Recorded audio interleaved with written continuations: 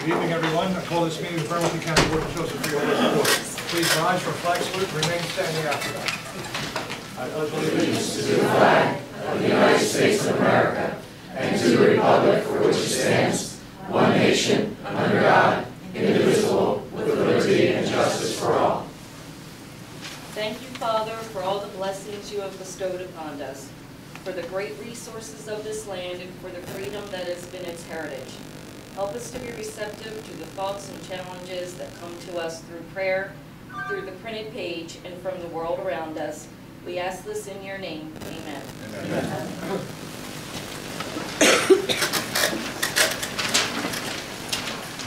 In compliance with the Open Public Meetings Act, this is to announce that adequate notice of this meeting was provided.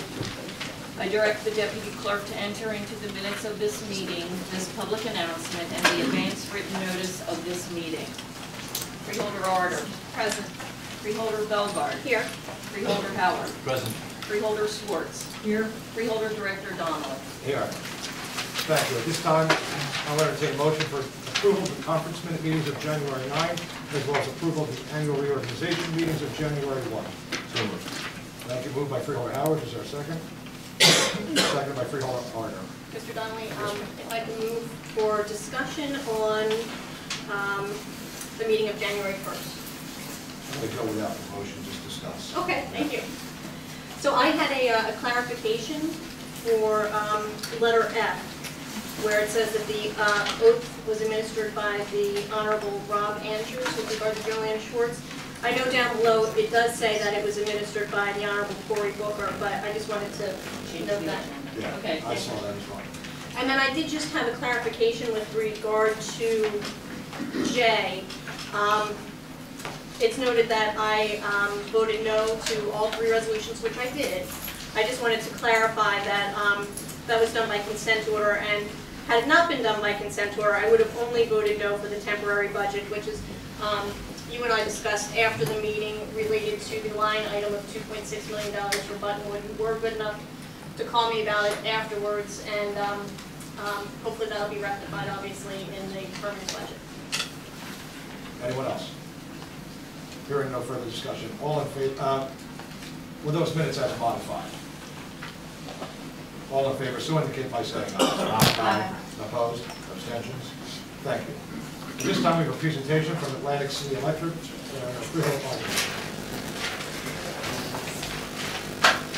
you so much for coming out tonight. I'm Mr. Bridey here from Atlantic City Electric, and Mr.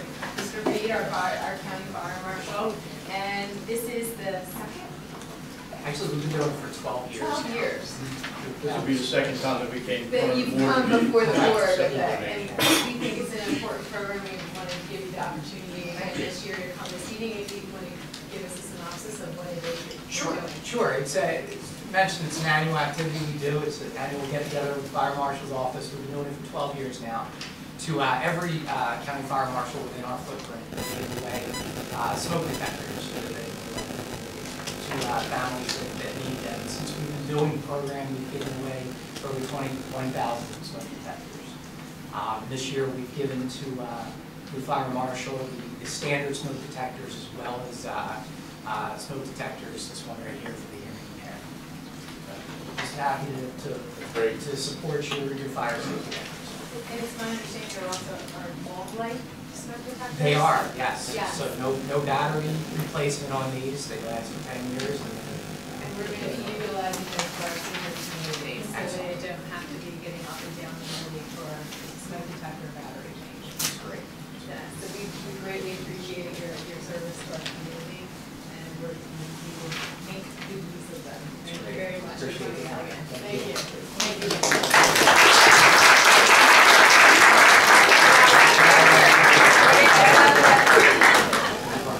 And props.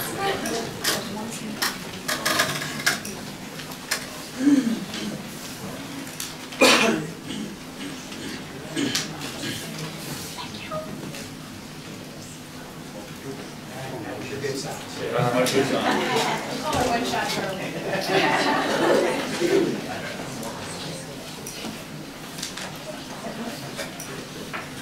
At this time, I'll open up the meeting for public comment on agenda items. If you have something on the agenda you would like to discuss, please come forward, state your name and address.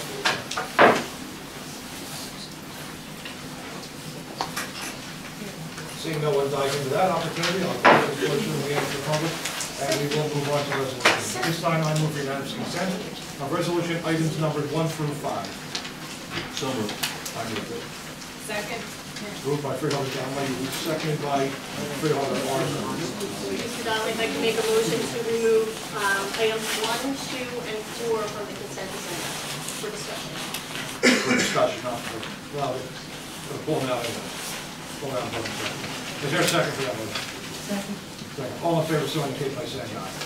Aye. Opposed? Abstentions? Okay, let's move to discussions of numbers 1, 2, and 4. Okay, so with regard to number 1, I looked at the bill list, and I have a couple questions. Not too many considering the number of bills, so I don't know who I address these questions to. Mr. Troy. So on page number 4, I don't know if you have the same bill list in front of me, and in front of you as I do. On page number 4, the entry at the bottom, the American Legion Post 146, what is that for? I believe that was supposed to be used for the elections. Oh, okay. On page number 9, the third entry, which is the Bass River Township Community Library. Can you tell me what that entry is for?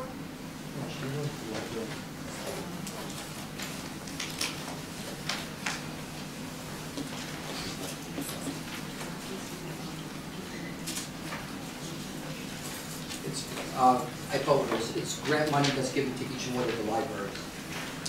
Okay. Each member library gets a grant money. Members. Each member library gets a grant amount from the So we're just awarding the grant money to one of them at this point? Is that why only one appears on the, it's not all done at the same time? No. Okay. And page number 13, the first entry, the Burlington Insurance Commission. Yes, ma'am. Can you just describe for me what that is, please? Not the Basi- commission, but what that entry is for. Basically, this is the Burlington County's, this is the Burlington County share that goes into the insurance commission. And this is our payment. We make 3 payments a year. Okay, great.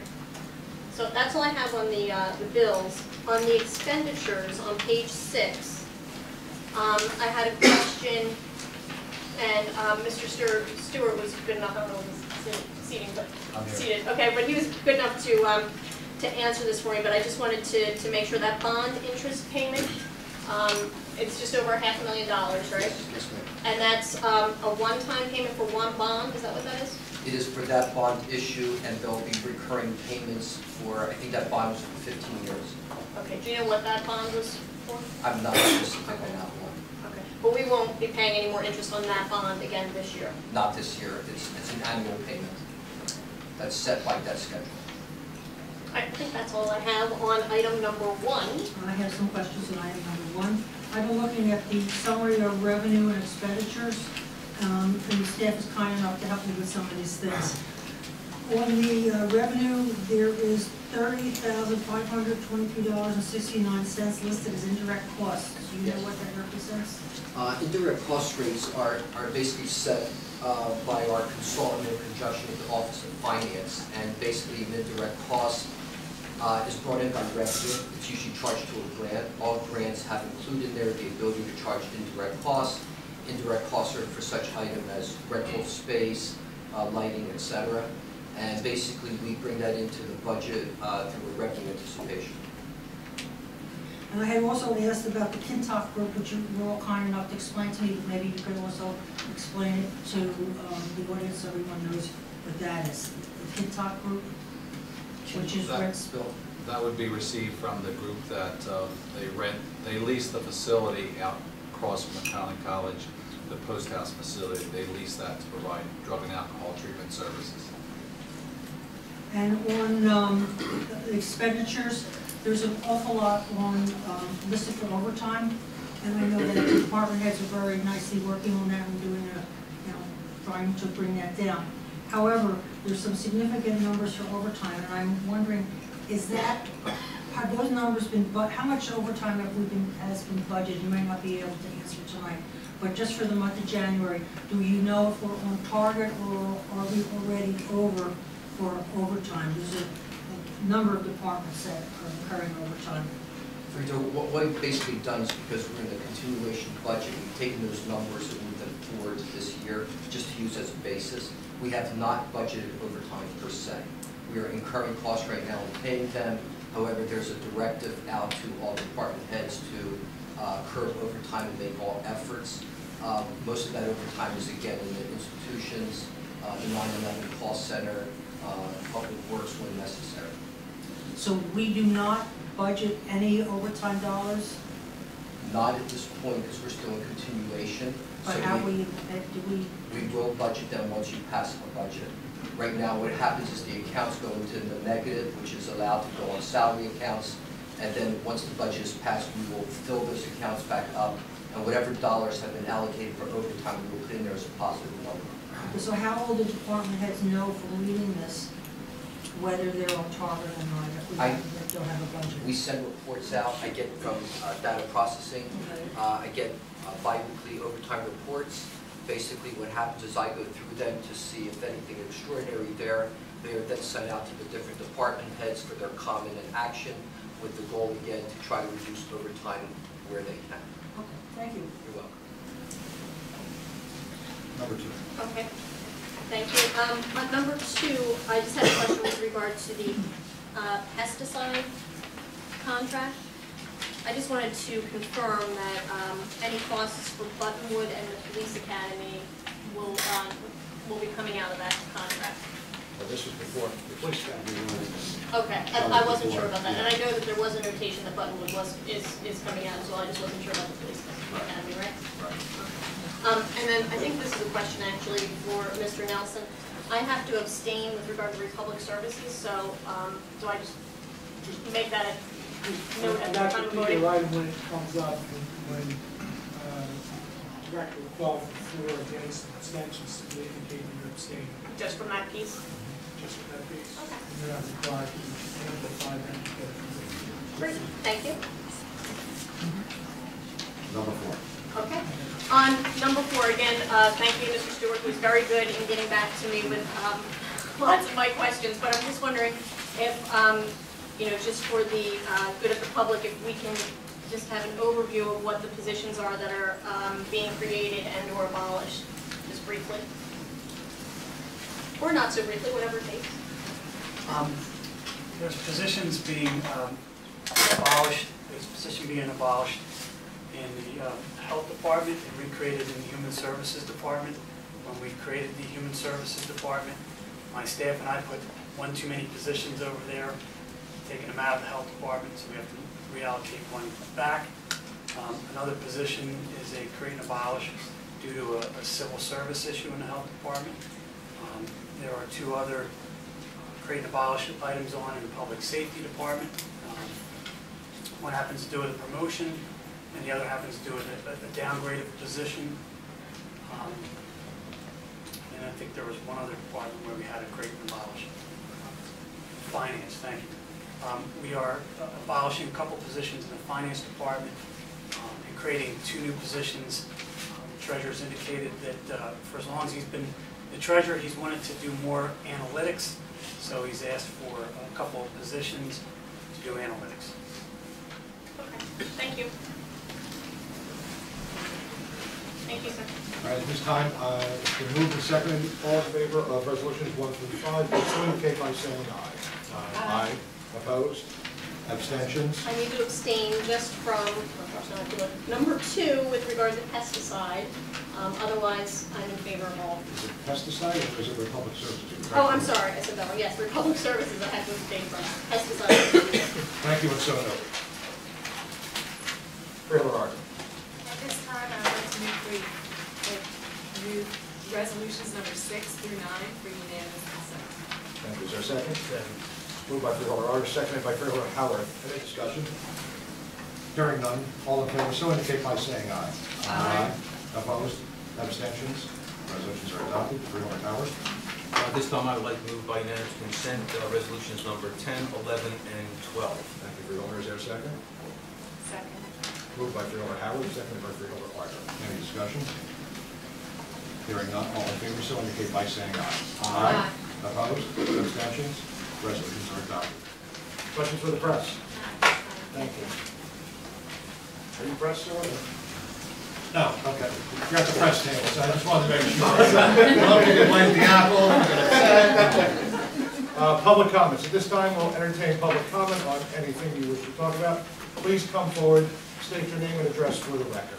We are open. Right here.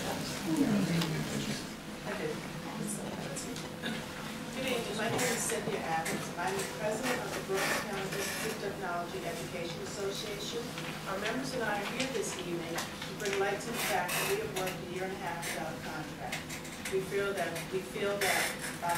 in light of this, we want to negotiate, we want to go back and settle this fairly and equitably for our members. Thank you. Thank you.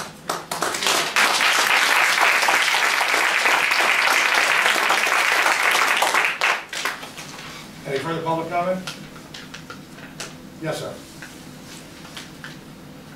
My name is Chris Nicolidis. I'm at Field Drive, Medford, New Jersey. Last night I was at the council meeting for Medford Township, and I asked a question where we stand with respect to the library. This is the Burlington Library. I don't know if you have seen it. I'm here today. Small little library, almost like a house, with maybe half a dozen parking spaces next to it. A year ago, when I was at the meeting, I had asked again where do we stand relative to what is being done with maintenance, etc. at the library. And I was told that the council was working with the freeholders to establish a new contract. Last night, when I asked the same question, I was told nothing has been done. The council is still awaiting a response from the freeholders. It hasn't been put on the agenda to be discussed. I was wondering if you can shed some light on that. I'm the freeholder liaison to the library system, and we've had several meetings with Medford, and we are in the process of working out that that new contract. But you would not see it on our agenda because those agreements are negotiated between the library system and the branches. So ultimately, whatever agreement is negotiated will be negotiated through the library commission and Medford. So as the freeholder liaison to the library, I have had meetings with Medford council people, and I believe that you have a new mayor now, but the mayor who was in place last year. It's the same council. It's the same, but you have a new mayor. He was now is a councilman. And we have been working towards that. We've been doing this in concert with a review of the entire library system, so it may be taking a little longer. More than a year? Well, when we met in meetings, we were talking about helping Medford in 2013. So we are now in 2013. We are working on a new agreement between the library system and Medford, and we're working towards that, and we're working with the library. All right. But I just want to make sure that you understand that Medford is paying about $1 million to the state for To the county. Yes. Paying $1 million to the counties, and I personally, looking at our library, I'm not very proud of my $1 million. So I like to see some action here. And Medford pays to belong to the entire county library system, of which Medford Library is one of the branches. And we are also very concerned about making sure Medford residents have adequate access and facilities there. So as we're reviewing the entire library system in Medford in particular, we want to make sure Medford has the facilities and the resources that you need to meet the demand for the programs and library usage in your area, and that is our concern as well. And one of the things we're looking towards addressing, not just a stopgap measure, addressing fixing gutters or things like that, but we want to make sure the residents in your area have access to a library facility that will be adequate to their needs. And we're looking to address that as well, and that is a concern of ours as well. Because we understand people are trying to sign up for programs and there isn't enough space. And people are being turned away from programs, and we want to make sure that does not happen. So that is our concern as well. We want to make sure that the library has the sufficient resources it needs to meet. I think that getting to a point where the council and yourselves feel good about the program together would be a nice thing, rather than seeing some of this going on. Thank you. Any further public comment? Yes, ma'am.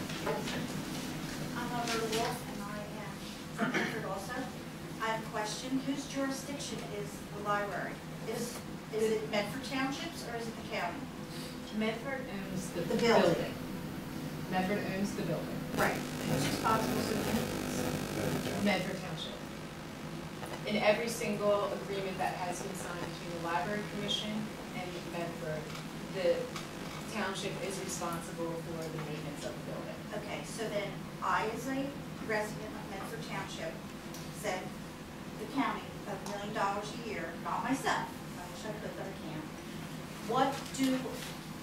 How do we get that building repaired? Well, yeah, if I may jump in. Our staffing costs in Medford alone are $522,000 a year. That's just to staff the building. We pay for all the. We pay for the staff. We pay for the staff. We pay the staff salaries. Okay, we well, they're county employees. Right, that's. Okay. We buy. Well, the library employees, and that $1 million that Medford Township sends over to the county. Right. Okay. $522,000 comes directly back in salaries immediately. Well, if I'm not mistaken, your budget is $900,000 for payroll, so more than almost half of that goes to Medford Township. No. For that library? $9 million. $9 million. $9 million. So not nearly half, roughly 5%. Oh, okay, okay. I misunderstood. I thought you said that. Okay, so, all right, $500,000 for salaries. 522. You have no one to put light bulbs in? None of that? We have, the county has a workforce that maintains county properties. Mm-hmm. Cinnamon Township has a library, a branch library, much like Medford does. Mm-hmm. They have a workforce that maintains Cinnamon Township's library, even though it's a county library. Okay, all right. Burlington Borough maintains the library. Mm-hmm. Evesham Township maintains their library. They're all part of the county library system now. Okay. Pemberton Township maintains their library. So then what's the purpose of negotiation then if you're just saying, well, you know, it's Medford Township's problem? No, we're not actually saying, no, we're not there. We've actually, they've put a letter. We understand that Medford has issues with maintenance costs and a budget gap. And we have put forward to the council that we would reimburse just for 2013 up to $30,000 of maintenance costs. And that we would put that into this upcoming agreement. And it would be a one-time stopgap measure to get through 2013 as we evaluate the facility and look at, is the facility itself able to meet the needs of the community? Do we need to look at another location in Bedford to open a library that's able to meet the needs of the community? Because as we're going through this process, as we've made known to Councilman Pace, that we want to look at the whole system and make sure we're not just, putting our finger in the dike. We want to take care of the issue. And as we look into this more and more, we realize there's a large demand for services that facility may not be able to meet. And so we want to work together and come to a resolution that is able to meet the needs of the community. Okay, so is this going to be done sooner or later? How soon is this going to be done? Because there's things that need to be done in that library. We have to come to some kind of an agreement somewhere. No, I was there today. Okay. I spent about an hour there this afternoon. I wanted to be in the facility.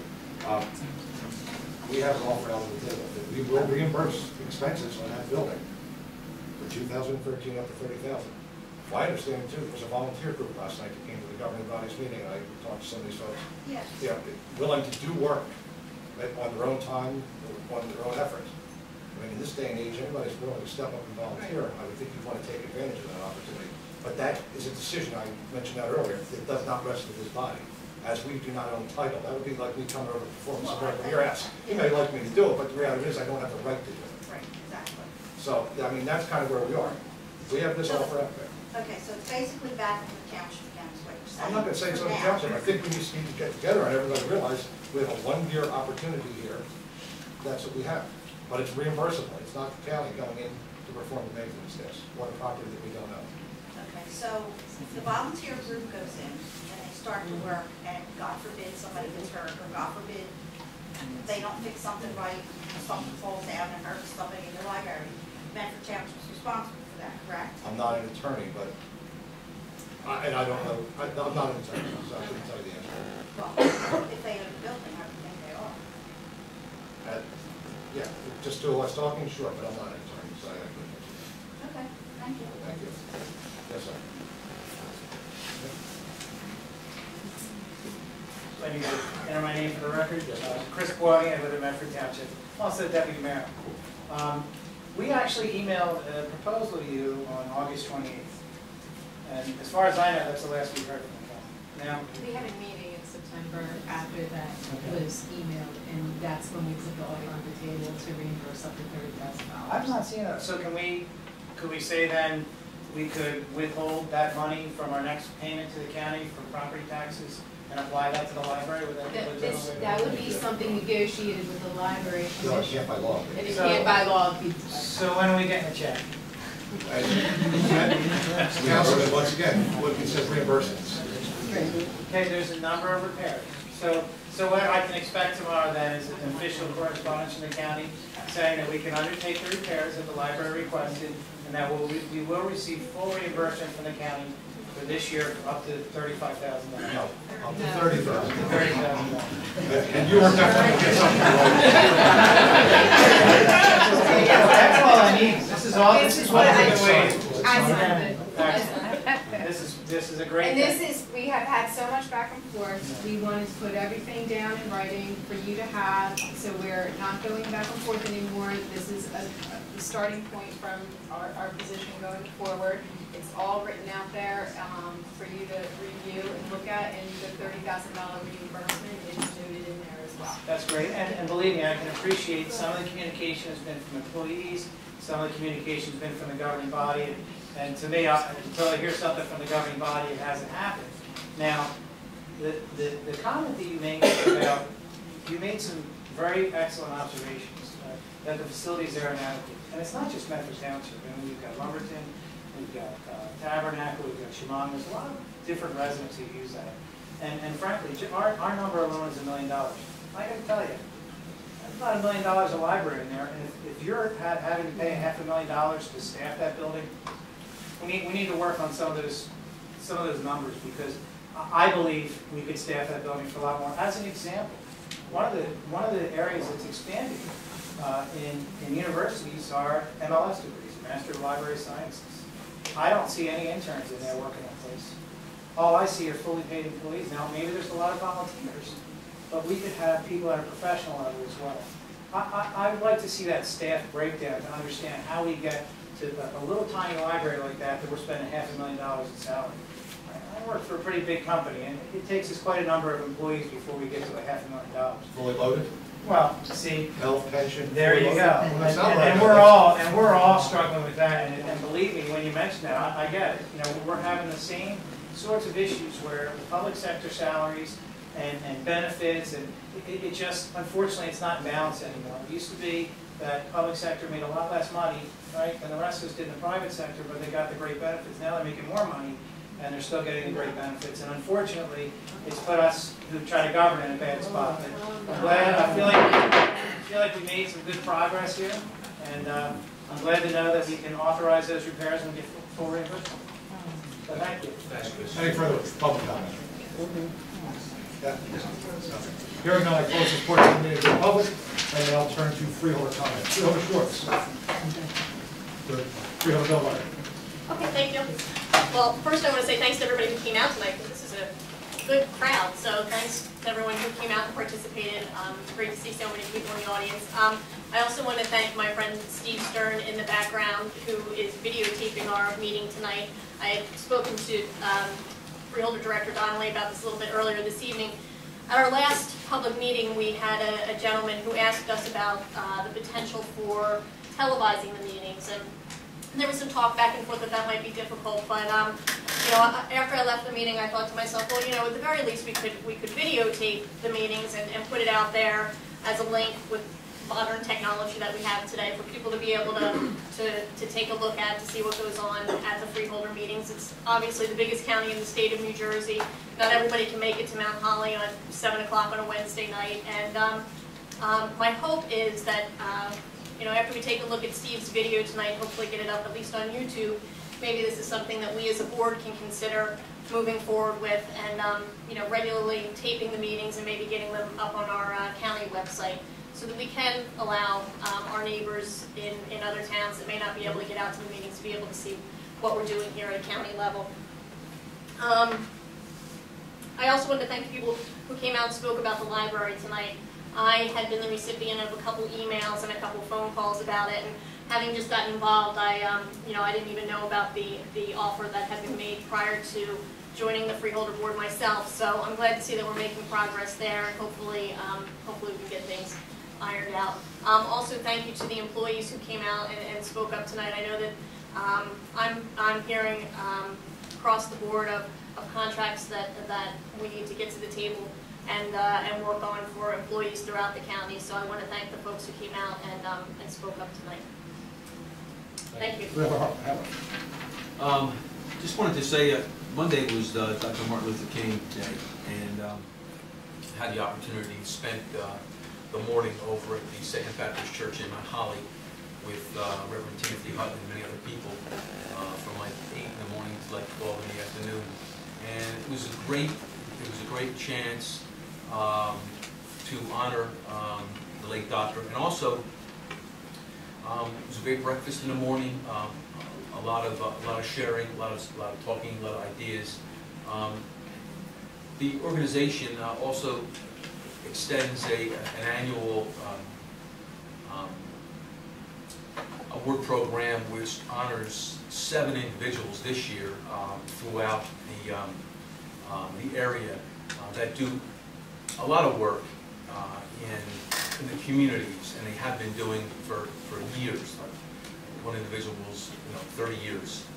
So it's nice to see that stuff, and it was really a great time to get together with a bunch of people to talk about people who serve. And I think that was one of the things that a lot of the schools are doing nowadays, is they're talking about service days instead of just being off, doing something for the communities. And some of the kids are doing that. And one of the areas that they did something was over in Medford. And I think they got together and they cleaned up Dr. Still's house and the house secondary to him, and it was covered in the paper.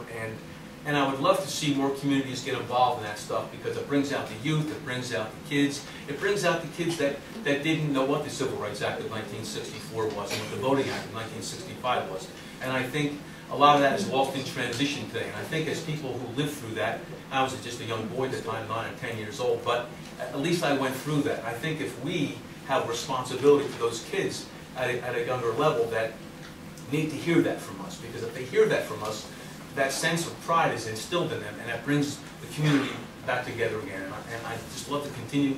I'm going to continue to be involved in that program. I love what Medford did over there at that historic site, and I'm hoping that other communities did the same thing. And I would offer my support to any community out there that needs to get things started. Just give me a call, and we'll see what we can do. Thanks, guys. Thank you, sir.